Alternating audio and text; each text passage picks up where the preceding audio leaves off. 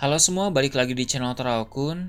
Sebelum pembahasannya dimulai, silahkan klik tombol subscribe dan aktifkan lonceng notifikasinya supaya kalian gak ketinggalan info dan teori terbaru seputar One Piece.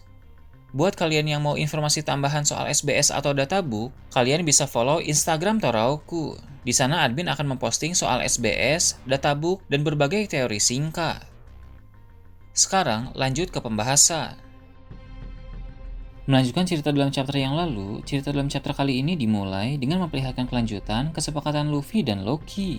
Loki sudah bilang bahwa jika Luffy mau membantunya melepas rantai yang mengikat tubuh Loki, maka Loki akan menceritakan semua kebenaran tentang Shanks kepada Luffy. Namun Luffy masih ragu dan dia merasakan bahwa Loki bukan orang yang bisa dipercaya. Awalnya, Luffy mau melupakan hal itu saja. Dia mau menyusul teman-temannya yang sudah lebih dulu menyeberangi jembatan. Namun, Loki langsung panik dan takut kesempatannya untuk bisa bebas hilang begitu saja. Akhirnya Loki pun bilang kepada Luffy bahwa dia akan menceritakan berbagai rahasia dan kebenaran tentang Shanks dan juga Pulau Elbaf. Tapi setelah itu, Luffy harus membantunya melepaskan diri dari rantai tersebut. Luffy pun bilang dia akan mendengarkan. Jika dirasa Loki bisa dipercaya, barulah Luffy mau membantunya melepas rantai Loki. Pertama, Loki mulai memperkenalkan diri lagi, tapi kali ini dengan lebih lengkap, sehingga muncul beberapa flashback tentang kehidupan Loki yang diceritakan secara berurutan. Ketika masih anak-anak, Loki sering bermain di dunia bawah Elbaf dan bertarung melawan hewan-hewan buas yang ada di tempat itu. Suatu ketika, Hoshoku Haki Loki mulai bangkit, sehingga dia bisa menaklukkan hewan-hewan terkuat yang ada di tempat itu. Tak heran dalam chapter 1131 yang lalu, sang pangeran itu berkata bahwa para raja hutan di dunia bawah Elbaf merupakan teman-temannya sejak kecil. Jadi Loki ini sudah menjadi penguasa hutan Elbaf dari saat dia masih kecil. Kemudian, pada saat remaja, Loki mulai aktif bertarung melawan banyak raksasa kuat di Pulau Elbaf. Dia tidak puas hanya dengan melawan hewan buas saja. Dia ingin benar-benar melawan para raksasa petarung. Dia mulai mengembangkan teknik-teknik haki dan kemampuan dalam bertarung, sehingga dia selalu berhasil menang walau menghadapi raksasa yang lebih tua darinya. Jadi, sejak remaja, nama Loki sudah terkenal sebagai sosok yang sangat tangguh. Loki juga pernah melawan Hairudin dan dia berhasil mengalahkannya dengan mudah. Suatu ketika, Loki juga menghadapi seorang raksasa tangguh, pemilik palu besar yang legendaris di Elbaf. Loki berhasil memenangkan pertarungan sengit itu dan mendapatkan palu legendaris tersebut, sehingga palu itu masih dia pakai sampai sekarang ini. Seperti yang bisa kita lihat dalam chapter lalu, palu itu ada di punggung Loki. Saat Loki sudah semakin dewasa, dia mulai merasa bosan untuk terus-menerus berada di Elbaf, sehingga dia pun mulai berpetualang ke dunia luar. Dia sering terlibat pertarungan, mengakibatkan kekacauan, dan menebar teror, sehingga Loki mulai mendapat nilai bounty dari pemerintah dunia. Dalam petualangannya di luar, dia sering melawan musuh-musuh kuat. Loki pernah menghadapi seorang anggota Shichibukai era terdahulu. Memang masih ada anggota-anggota Shichibukai lama yang belum dikonfirmasi namanya, jadi belum diketahui dengan pasti siapa saja anggota Shichibukai sejak generasi pertama, karena mereka sudah sering mengalami pergantian sampai akhirnya dibubarkan beberapa waktu yang lalu.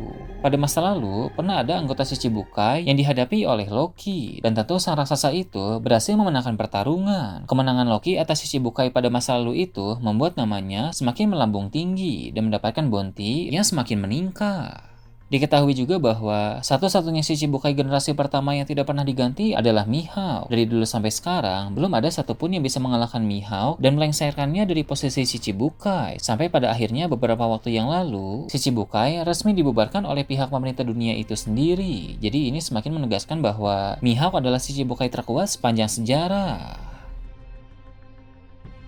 Setelah itu, Loki juga semakin sering menebar teror kepada banyak pihak, bahkan kepada kalangan Angkatan Laut dan pemerintah dunia. Loki menghancurkan kapal-kapal mereka, mengalahkan beberapa Vice Admiral kuat dan agen-agen CP0, sehingga dia mendapat perhatian khusus dari pihak pemerintah dunia. Pada puncaknya, Loki pun pernah bertarung melawan salah satu bajak laut legendaris di era lama. Melalui pertempuran besar dan sengit, dia sukses memenangkan pertarungan dan menghabisi seluruh kru dari bajak laut legendaris tersebut. Dari situlah bounty Loki menjadi 2,6 miliar berry. Pertarungan itu juga membuat Loki sadar bahwa di dunia luar ternyata ada banyak sekali orang dengan kekuatan yang luar biasa. Selain bajak laut legendaris yang Loki kalahkan, dia paham pasti masih banyak lagi orang yang lebih kuat dari bajak laut tersebut. Seperti yang telah Loki katakan, dia memiliki keinginan untuk membawa akhir bagi dunia.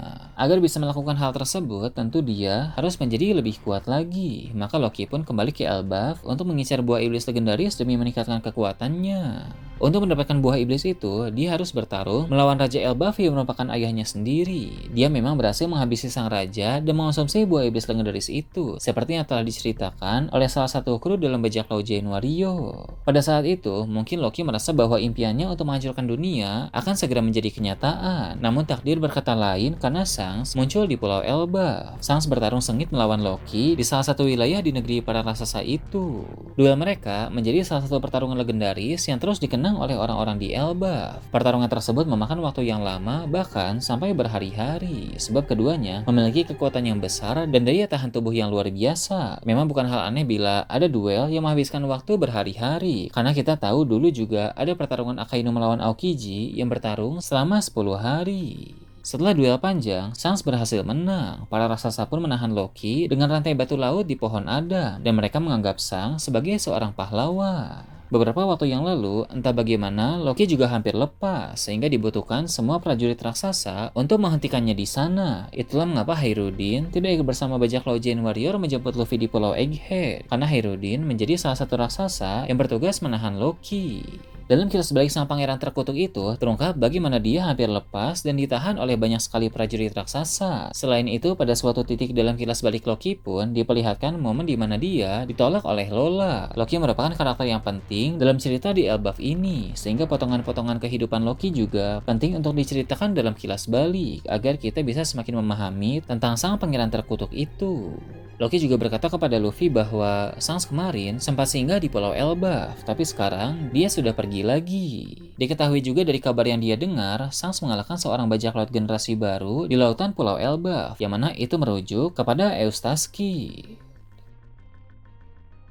Setelah itu, ada beberapa informasi tambahan juga dari Loki, supaya Luffy semakin percaya kepadanya. Informasi ini berhubungan dengan Luffy sebagai Joy Boy yang baru. Diketahui bahwa Elbaf merupakan salah satu sekutu Joy Boy dalam perang pada masa lalu. Jadi sekutu Joy Boy dalam perang antara lain terdiri dari raksasa Elbaf, raksasa Ors, ras Buccaneer, ras Lunaria, manusia ikan, suku Ming, dan samurai Wano Kuni. Mereka berperan penting dalam membantu Joy Boy, walau pada akhirnya mereka tetap kalah dari aliansi 20 kerajaan yang kini membentuk organisasi pemerintah dunia.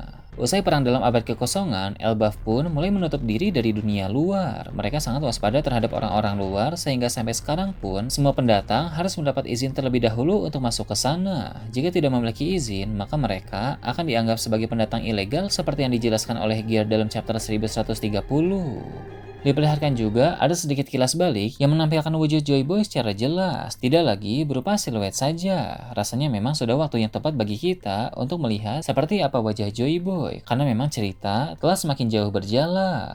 Selain itu, ada juga penjelasan tentang Dewa Nika. Berhubung telah dikonfirmasi bahwa kisah Nika berasal dari Elbaf, maka sangat masuk akal memang jika Loki mengetahui tentang sejarah Nika. Terlebih lagi, dia adalah pangeran Elbaf yang tentu telah diberikan banyak pelajaran dan pengetahuan oleh pihak kerajaan. Dari sana, kita bisa mengetahui suatu era paling kuno di dunia One Piece. Era itu disebut sebagai zaman para dewa, di mana Nika dan para dewa-dewa lain masih hidup di dunia. Diperlihatkan juga kilas balik keadaan dunia pada zaman tersebut, yang tentu memiliki banyak perbedaan dengan keadaan dunia pada masa ini. Pada zaman para dewa itu, masih banyak daratan-daratan luas di berbagai tempat, karena air laut memang masih sangat rendah. Bahkan kondisi geografis di Pulau Elbaf dan Pohon Adam pun jauh lebih megah dibanding sekarang ini. Loki juga mengaku bahwa dia bisa mengetahui informasi sebanyak itu bukan hanya dari pihak kerajaan Elbaf saja, tapi juga dari seseorang yang bernama Jaguar di Sal. Jadi diketahui bahwa Loki juga ternyata mengenal Sal. Diperlihatkan juga kilas balik tentang Jaguar di Sal. Walau dalam chapter yang lalu Sal terlihat tumbang di lantai, tapi dia masih akan bertahan hidup. Sang raksasa itu belum akan mati dalam bagian awal arc Elbaf ini. Masih akan ada momen di mana dia bertemu kembali dengan Robby. Sal pernah menceritakan banyak hal kepada Loki, mulai dari bagaimana dia selamat dari insiden Ohara dan kisah kehidupannya di Elbaf. Maka kilas balik Sal pun akan sedikit diperlihatkan kembali. Dari sana kita bisa melihat dengan lebih jelas kedatangan dari Vegapunk ke perpustakaan Sal, karena sang ilmuwan itu juga belajar banyak kebenaran dunia dari sana sama seperti Loki.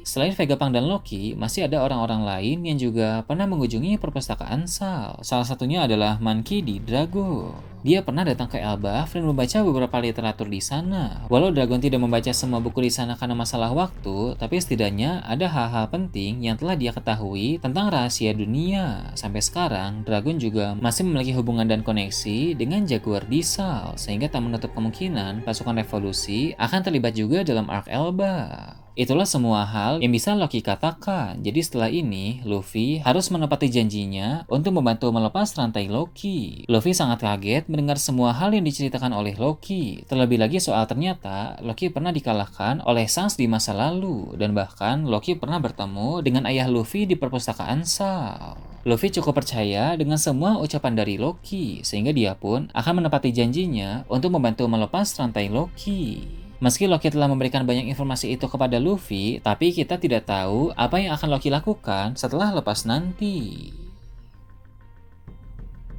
Nah itu tadi berbagai hal menarik pada chapter 1132.